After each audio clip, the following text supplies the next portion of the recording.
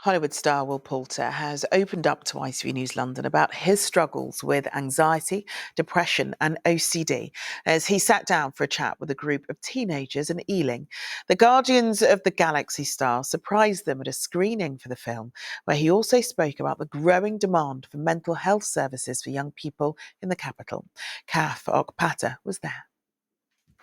Ow, ow, ow, ow, ow, ow, ow, ow, ow. Oh my God. Hey, From battling pesky spiders, oh my God. On the ground!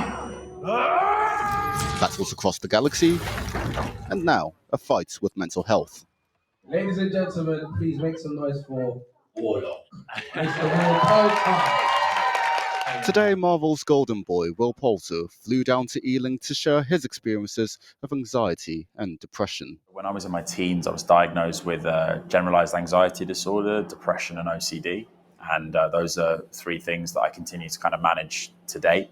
You know, I think that when I was younger, the conversation around mental health was even more stigmatized than it is today. It's hard to believe what's with a career of flashing lights and constantly being in the public eye. But even superheroes, well, they too have it tough.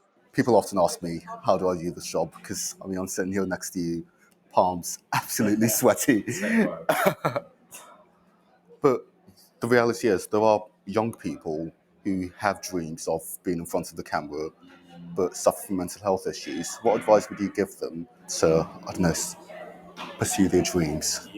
Well, it's interesting. I mean, I think that you're living proof of the fact So that, you know what I mean? That like, it doesn't necessarily have to hold you back. It is something that you can overcome. And I think, you know, any young person struggling with their mental health who has ambitions to do anything, the least that we owe those young people is to try and shape a society that destigmatizes mental health as a subject matter.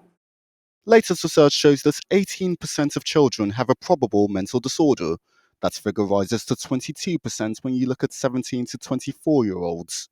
For Labour's mental health minister, plans are already underway to bring down that number. We will recruit 8,500 new mental health staff while already supporting the fantastic staff that we already have and retaining them to ensure that people can receive treatment starting within a month.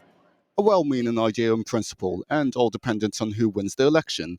But from youngsters right now struggling with their mental health, here's some tips on what you can do to cope. It's like always hard to speak to people, but if you can, what I used to do, I used to just write it down on paper. So that could also be a good technique if you don't want to talk. If you have your own things that help you should do that, but you should take in what the schools say. There you go. Find something that works for you, listen to your teachers, and remember, it's okay not to be okay. Kath Okpata, ITV News, Ealing.